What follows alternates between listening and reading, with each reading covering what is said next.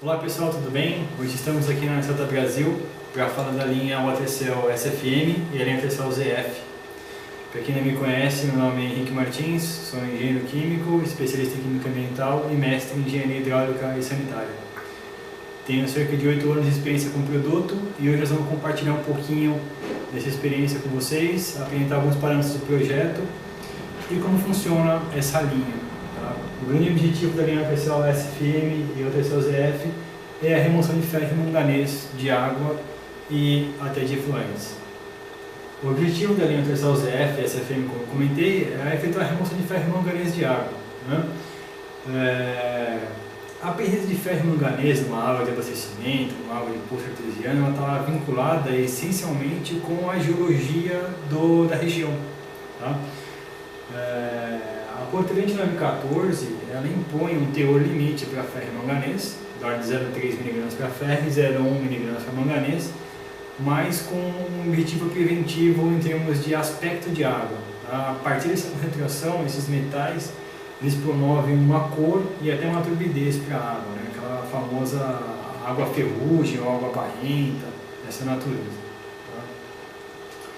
E esses pequenos teores acabam implicando alguns usos industriais, assim como no uso potável, em função do aspecto da água, cor avermelhada, que na indústria pode prejudicar tecidos, indústria têxtil, tubulações, pode ocorrer incrustações, esse tipo de coisa.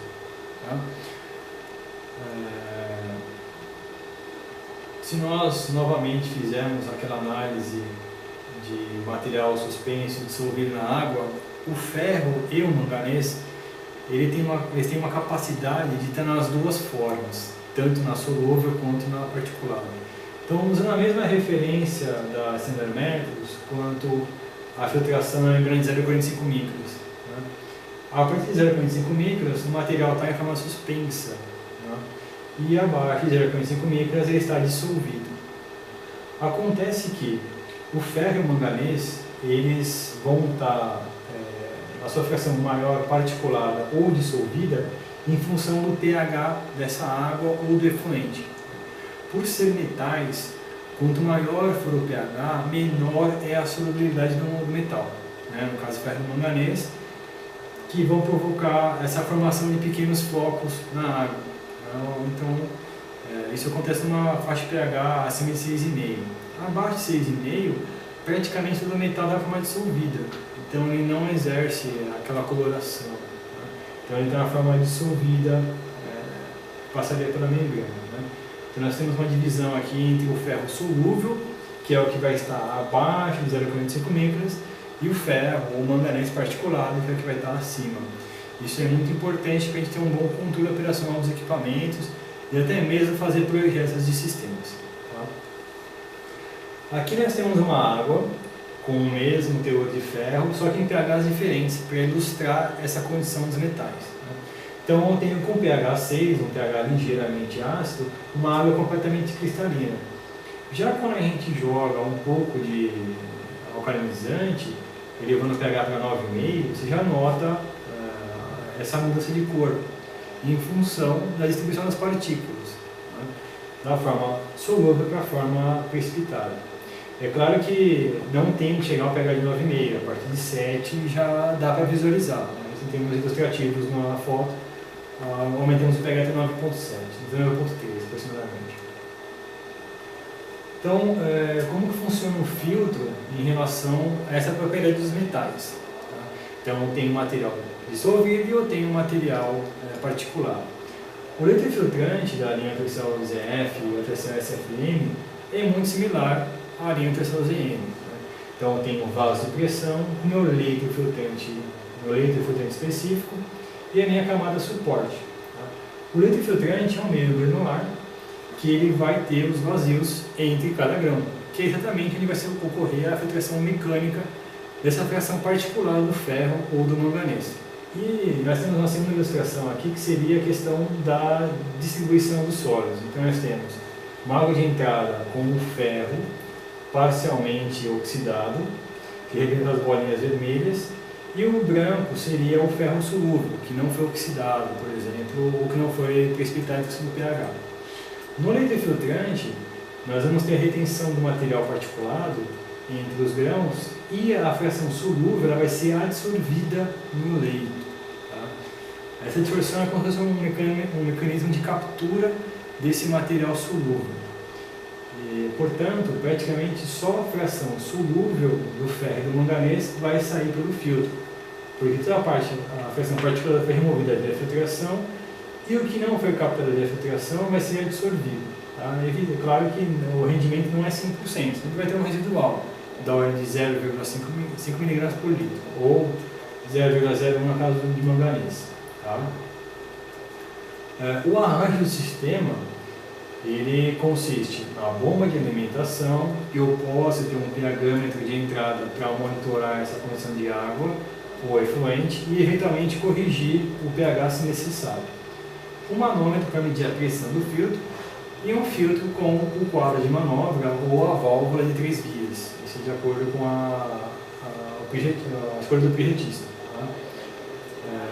E em função da qualidade da água, nós vamos precisar ter uma solução de cloro e uma solução alcalina. A solução alcalina ela tem a função de elevar o pH justamente para converter a fração do metal solúvel para particulado, para aumentar a remoção via barreira física de filtração. Tá? E a solução de cloro ela também ajuda na formação da fração particulada do metal, ferro ou manganês, e também colabora para que diminua muito a questão de ferro solúvel na entrada do filtro. Tá? A filtração, vai lembrar que ela é descendente, e a retrolavagem é ascendente. Eu poderia ter uma segunda casa de bombas aqui com um tanque de água filtrada para fazer essa retrolavagem. No caso específico da linha tercial SFM ou ZF, é importante fazer a retrolavagem sempre com água sem o ferro, sem o manganês. Por quê? Se eu vou retrolavar o leito com uma água que já contém ferro e manganês, eu corro o risco da minha água filtrada ter um residual de ferro e manganês em função desse material que eu retiro no leito. Tá? Então é importante fazer a retrolavagem sempre com água limpa, água filtrada. Bom, em termos de características de produto, a linha tercial ZF é uma linha à base de zeólita clinoptilurita modificada. Tá? Ela mantém as propriedades de densidade aparente de 0,98 kg por litro, uma área superficial de 40 metros por grama e um ponto de fusão de 1.300 graus Celsius. Tá? A coloração dela é marrom, em função da modificação química que é feita na superfície do material. E a OTCL ZF é disposta em apenas uma granometria, que é a OTCL ZF 0410, que é de 0,4 a 1 milímetro, onde nós utilizamos a linha OTCL ZN 1030 e 3080 como mídia suporte para esse leito. Legal? A composição do leito em si, ele contempla 20 a 30% de expansão de leito, altura de leito efetivo de 800 mm, o OTCL ZF 0410, e uma altura de leito de suporte de 100 mm de cada, o OTCL ZN 1030 e o 3080. Em termos de parâmetros de projeto, nós vamos trabalhar com uma taxa de filtração de 10 a 15 metros cúbicos por metro quadrado por hora e uma altura de leito de 800 mm e uma altura de leito de suporte de 200, que eventualmente pode ser eliminada se o filtro tiver fundo falso e crepina com a abertura determinada. Tá? O produto também da linha OTCL, o OTCL SFM, ele já não é a base de zeólita, é uma base de areia de quartzo, onde a densidade dele é 1,41 kg por litro, e ele trabalha na faixa de pH de operação de 6,2 a 8,5. Tá? A granometria do material é de 0,30 a 0,35 mm, ou seja, um material bem fino, e ele permite uma combinação de leito com carvão antracito, tá? Principalmente em aplicações onde tem turbidez elevada e ferro e manganês. Tá? O antracito funcionaria como um pré-filtro dentro do leito filtrante. E em função da densidade do material e da granometria dele, nós temos que trabalhar com uma mídia suporte com a base de seijo rolado, não a base de zeólita como a linha tercial ZF. Em termos de composição do leito da linha tercial SFM, nós temos uma expansão de 40%, um leito efetivo de 800 mm em torno de 300 ou 200 milímetros da camada suporte com os seixos enrolados. Aqui varia de 1/4 a 1/8, até de 1/4 a meia polegada de diâmetro.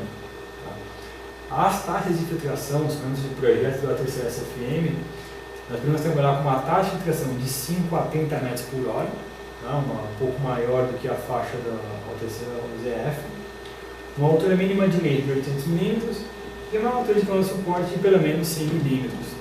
Tá? Então aqui nós temos um quadro que resume a diferença básica entre o terceiro SFM e o terceiro ZF. Né? Essas são informações importantes para quando nós tivermos um filtro já existente que está operando com a terceira ZF, nós queremos modificar para colocar o terceiro SFM. Então vale lembrar as diferenças de densidade.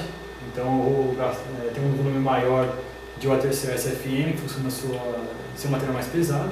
Né? Ponto importante, a granulometria dele é um pouco menor do que o terceiro SFM, então deve-se atentar ao fato das crepinas e os distribuidores, se eles atendem a essa faixa de diâmetro de material granular. E a questão aí de utilização do seixo enrolado e do carbono antracito como pré-filtro dentro do leito. Tá? As diferenças básicas de desempenho entre os dois produtos, né? Nós temos uma tabela que resume aqui os volumes de material, os volumes de projeto em função da qualidade de água. Né? Para o Watercell SFM nós temos de 50 a 300 kg por metro cúbico por hora. Tá? Essa escolha de volume de material está em função do teor de ferro e manganês da água afluente a ser tratada. Né? Portanto, quanto maior for o teor de ferro e manganês na água, maior será o volume de material. Então, resumidamente, a tabela ilustra essa diferença. Tá? Em termos de condições de água, nós temos a seguinte condição. Para a linha Watercell ZF, que é a linha clássica, a água ela tem que ter até 6 mg de ferro e 2 mg de manganês. A partir dessa concentração, nós precisamos colocar um pré-tratamento nessa água, um sistema de pré-oxidação com a decantação, para poder atingir uma concentração abaixo desse valor, para que o filtro tenha um bom rendimento, retrolavagens mais espaçadas, etc. Tá? Já a Watercell SFM, ela é mais robusta, ela consegue chegar a 10 mg e 5 mg de ferro e manganês, respectivamente. Tá? Sendo que combinados até 12 mg, ou seja, antes eu precisava fazer um pré-tratamento, agora eu tenho a opção de eliminar esse pré-tratamento, trabalhar com um filtro único. Tá? O range de pH para o Watercell ZF e SFM também tem uma grande variação. Quando nós temos uma água com ferro apenas no ZF, temos que trabalhar com pH acima de 6,8. Já se tiver presença de manganês, acima de 8,5. Esse pH está vinculado essencialmente, mais profundamente com a água do que com o desfiltrante. Nessa condição, aquela fração de distribuição dissolvido e particulado, ela é jogada para a maior fração particulada, para o filtro trabalhar com a melhor opção, que seria trabalhar com retenção de partícula por retenção mecânica. Tá? Já a linha Watercell SFM, ela consegue trabalhar num range maior. Então eu posso trabalhar com pH de 7, 7,5 quando eu tenho um manganês. Ou seja, eu posso economizar produto químico para corrigir o pH, por exemplo. Tá? Agora é importante, para os dois tem que se manter o cloro pelo menos. Tá? O cloro é fundamental para ajudar essa fração particulada ser removida pelo leito e principalmente a fração dissolvida ser adsorvida pelo leito, que o cloro participa dessa reação. Tá? Então, em termos de dados práticos, né, com a linha Watercell SFM, nós temos aqui uma água do cliente, onde tem 2,8 mg de ferro e 1,7 mg de manganês. Tá? Efetuamos a coloração e a correção de pH e avaliamos a água filtrada ao longo do dia de operação. Né? Então, nos 2,8 mg de ferro, nós encontramos aí uma concentração menor do que 0,01 mg por litro. Tá? Para o ferro e para o manganês, aí 0,08 e 0,05. Tá? Esses são os números que os fabricantes de osmose reversa exigem para a água nessa aplicação. Tá? Eles até brincam em questão de ser o famoso 00. Tá? E o mais próximo que é possível chegar são esses valores, e a Intercell SFM consegue atingir esses números. Tá? Temos até um comparativo com um cliente que tem um sistema de osmose reversa, onde tem um pequeno teor de ferro na água. Né? Então, o teor de ferro no permeado estava em torno de 0,2, 0,4, 0,0. Né? Ou seja, a água tratada pela osmose reversa garantiu um teor de ferro, né, aproximadamente igual ao que o Intercell SFM consegue dar, pensando que está trabalhando com 2,8 miligramas. Ou seja, o sistema com o Intercell SFM ele vai ter uma melhor qualidade de vida útil para a membrana, ou seja, ela vai ter um melhor teor de ferro acima do exigido pelos fabricantes. Tá?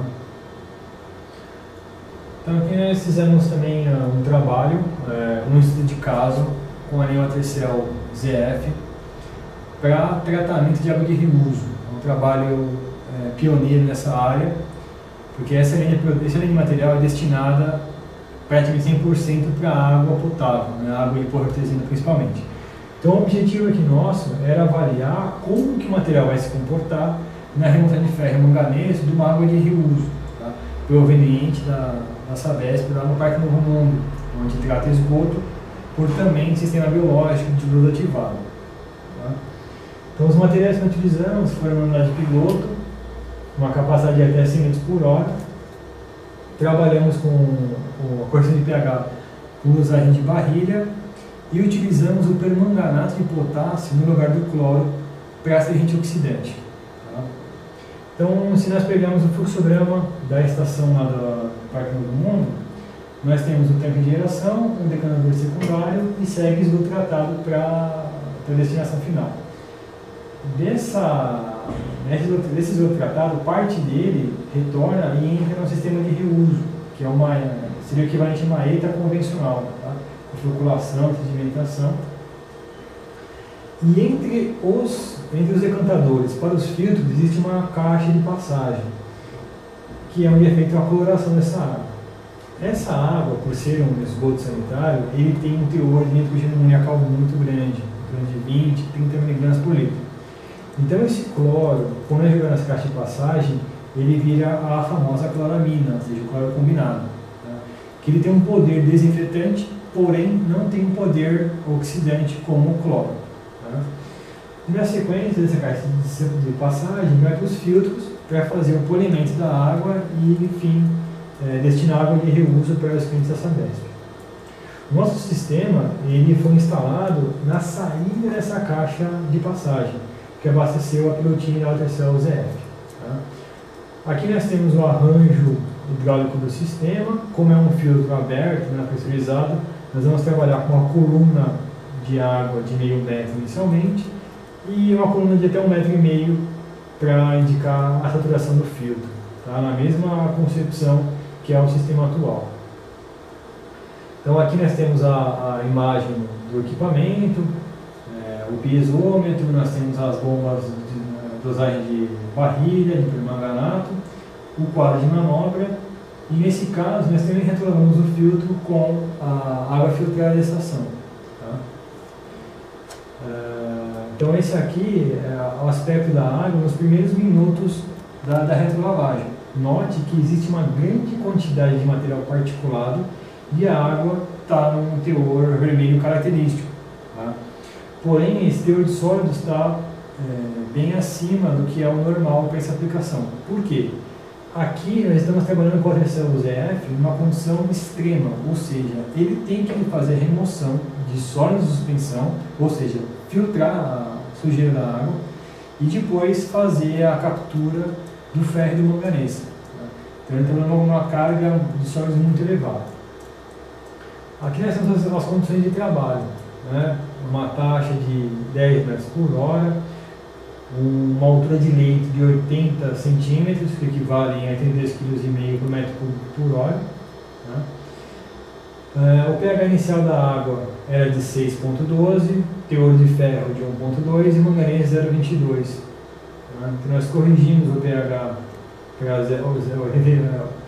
8,2 com a barrilha, e utilizamos permanganato de potássio como agente oxidante porque ele não vai combinar com a amônia, ele vai oxidar direto o ferro e o manganês. Se a gente fosse trabalhar com a cloração, como nós temos 20 mg de nitrogênio amoniacal, eu teria que colocar mais de 150 mg, 150 mg de cloro para gerar cloro livre, para esse cloro livre sim combinar com o ferro e manganês. Ou seja, um consumo de produto químico muito elevado. Aqui nós conseguimos trabalhar com outro antioxidante, que no caso foi o permanganato, poderia ser o ozônio também, para fazer esse papel desinfetante, né, esse papel oxidante, para contribuir no processo de absorção do material no filtro. Tá? Em termos de resultado, nós temos aqui a variação de ferro afluente e o filtrado. Né? Tivemos uma pequena variação no afluente de 0,8 até 1,6 mg de ferro, sendo que a água filtrada sempre apresentou teores aí abaixo de 0,15 mg por litro de ferro. Ou seja, houve uma remoção significativa de mais de 90% de ferro. Em termos de manganês, a água bruta tinha em torno de 0,22, a água tratada conseguiu ficar abaixo dos 0,10 mg por litro, que era exatamente o padrão exigido pela Sabesp, para aquela água de reuso. Em termos de turbidez, já que era uma água que continha sólido de suspensão também, né, tivemos picos de turbidez aí de até 11 NTUs, né, mas o material conseguiu manter a sua carreira de filtração, que foi em torno de 10 horas, na faixa de 1,5 a 0,5 NTU, que é o exigido para água de reuso nessa aplicação. Então, quais foram nossas considerações e as conclusões com esse ensaio? Que é possível, sim, efetuar a remoção de ferro e manganês de um efluente, por exemplo, pensando no reuso. Tá? A remoção de ferro foi dada em 92%, e a de manganês ela teve um rendimento bom, né, dentro do esperado, em torno de 55%. Porém, vale lembrar a presença dos interferentes, né, que são a matéria orgânica, a sólido de suspensão, e até mesmo a variação de dosagem e tempo de contato do permanganato de potássio com essa água. Então, para finalizar o vídeo do ATCL SFM e do ATCL ZF, nós vamos apresentar aqui um exemplo de dimensionamento de um caso hipotético. Tá? Então, nós temos em torno de uma vazão de 10 metros cúbicos por hora, 1,5 mg de ferro e 0,25 mg de manganês, a origem uma água de poço artesiano, uma aplicação bem corriqueira. Então, o material que nós vamos escolher é o ATCL SFM, onde nós vamos adotar uma taxa de filtração de 20 metros por hora, tá? E uma taxa de retrolavagem de 30 metros por hora. O filtro também terá o fundo falso. Então, para esse dimensionamento, são exigidas 7 etapas. A primeira delas é o cálculo da carga fluente, ou seja, qual que é o volume de ferro e manganês em termos de massa que o filtro vai receber. Nós vamos determinar o diâmetro do filtro, na sequência o tempo estimado para a retrolavagem do material, na sequência o cálculo do volume do material filtrante específico, no caso do ATCL SFM. Seguimos com o cálculo do volume do material suporte, cálculo da vazão de retrolavagem, expansão do leito, e vamos definir a altura cilíndrica mínima do equipamento. Tá? Então, o primeiro passo é o cálculo da carga. A carga é uma vazão mássica, na verdade. Então, nós temos carga é a vazão vezes o teor de ferro e manganês. Tá? Devemos notar que nessa equação o ferro é vezes 1, né, e o manganês é vezes 2. Esse vezes 2 do manganês está vinculado com a oxidação do manganês, a maior parte do manganês, mais 2, o manganês mais 4. Então eu tenho 2 mols de diferença de massa. Tá? Então tem essa correção no cálculo da carga. Então, partindo de 10 metros cúbicos por hora, 1,5 mg de ferro e 0,25 mg de manganês, nós temos em torno de 20 gramas por hora de metal entrando no filtro. Tá? Bom, então, na segunda etapa, nós vamos determinar o diâmetro do filtro. Tá? Então, nós já escolhemos a taxa de filtração, né? Temos aqui a equação da taxa de filtração. Então, a área da seção é igual a vazão sobre a taxa de filtração, a vazão são 10 metros cúbicos por hora, com uma taxa de 20. Então nós temos uma área de resistência transversal do filtro de meio metro quadrado. Convertendo para o diâmetro equivalente, nós vamos encontrar um diâmetro de 800 milímetros. Tá? Na sequência, vamos calcular o tempo estimado para a retrolavagem do filtro. Como que ele é calculado? Nós vamos pegar a área da seção transversal, que acabamos de calcular, com a capacidade teórica do material em redução de partículas, sobre a carga, que é o volume de material afluente no filtro. Então nós temos uma área de seção transversal de meio metro quadrado e uma redução de material em torno de 850 gramas por metro quadrado, estimado típico para a SFM. Como eu tenho 20 gramas por hora de ferro e manganese entrando no filtro, teoricamente, depois de 21 horas, o filtro vai atingir a perda de carga máxima, que é em torno de 0,8 kg, ou seja, está saturado. Né? Então, aí se parte para fazer a retrolavagem do material filtrante.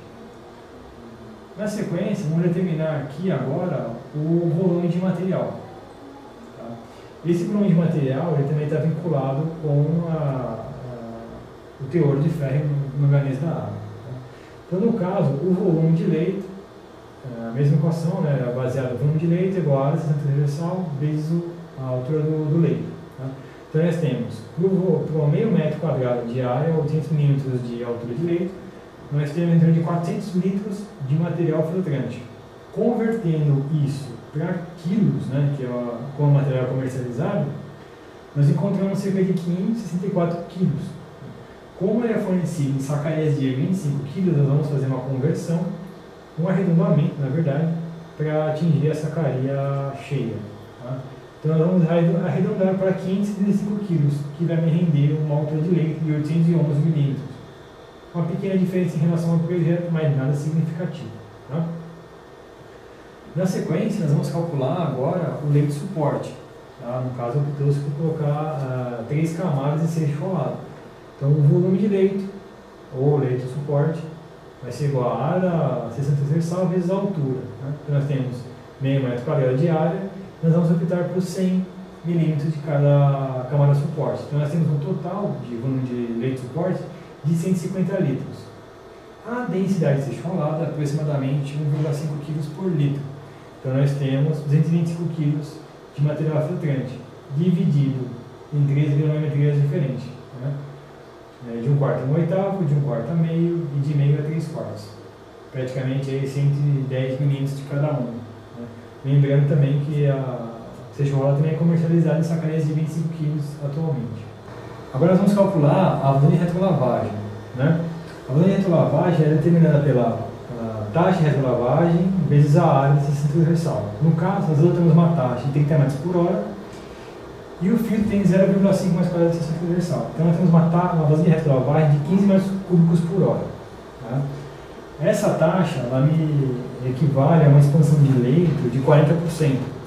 Então o cálculo do leito disponível durante a retrolavagem é determinado por essa equação. Então nós temos que aumentar 40% do leito efetivo, ou seja, 810 mm do tecido SFM, mais a altura de leito no suporte. Então nós temos ali aproximadamente 1.440 mm de leito durante a expansão da retrolavagem. Tá? O próximo passo é determinar, em função desse cálculo, a altura cilíndrica mínima do equipamento. Então nós temos aqui uma altura livre mínima de 100 mm como segurança, a expansão de 40% do leito, a altura específica do leito de suporte e as alturas aqui de camada de suporte. Tá? No total, nós vamos encontrar cerca de 1.550 milímetros de altura cilíndrica mínima do equipamento. Tá? Aqui a gente apresenta o resumo do dimensionamento. Nós temos uma vazão de 10 metros cúbicos por hora, uma linha de retrolavagem de 15 metros cúbicos por hora, que é uma diferença que vale a pena citar. Normalmente existe um mito no mercado que para se retrolavar um filtro granular deve-se dobrar a vazão de retrolavagem. Né? Esse caso aqui é um caso que prova que isso não é sempre necessário, é sempre verdadeiro. Né? Nós temos uma vazão de alimentação de 10 e uma vazão de retrolavagem de 15, ou seja, uma vez e meia a vazão de alimentação. Esse número, na verdade, ele tem que ser calculado em função da curva de expansão do material. No caso, aqui é 30 metros por hora de retrolavagem, né, a taxa. E a vazão de filtração é baseada na taxa de filtração. Nós escolhemos 20. Então elas estão muito próximas. Então essa questão de retrolavagem, tem que dobrar a vazão de alimentação, é mito. Tá? Tem que ser avaliado curiosamente a curva de expansão do material. Então, continuando, resumo. Diâmetro do vídeo, 800 mm, a altura cilíndrica, que é de 1550, nós vamos arredondar para 1800, em função construtiva do equipamento. E aqui tem as quantidades de material filtrante, o CFM e o CSJ, respectivamente.